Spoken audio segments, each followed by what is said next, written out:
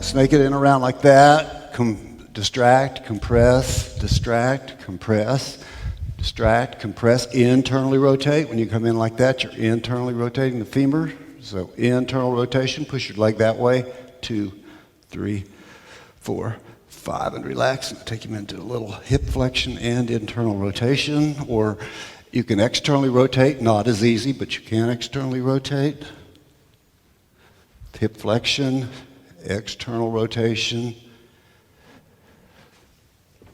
internal rotation, hip flexion, internal rotation, etc. So that's Dantigna. Basically what you want to do is you want to leave them, the anterior ilium, distracted. I come in, and the key thing to making this thing work is don't get way out here on your arm, you know.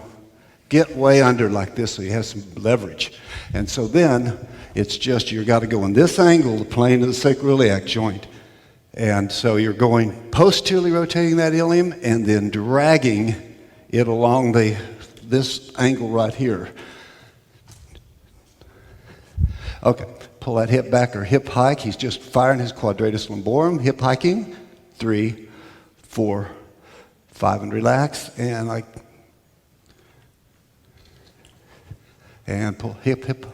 2, 3, 4, 5, and relax. Jostle the joints like the jostling. So you can just come in like this and ask him to push real fast, real hard against your arms.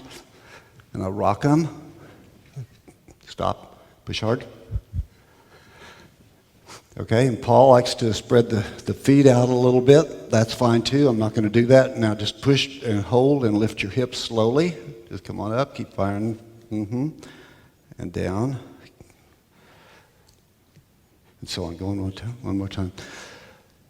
Or it doesn't matter if you want to put the feet out, you can too. Okay, spread. What does this do? Yeah, opens up the SI joint. Also pulls the femurs. Decompresses them out of the acetabula. Okay, one more time. Pull and relax. Okay, now lift your hips and pull.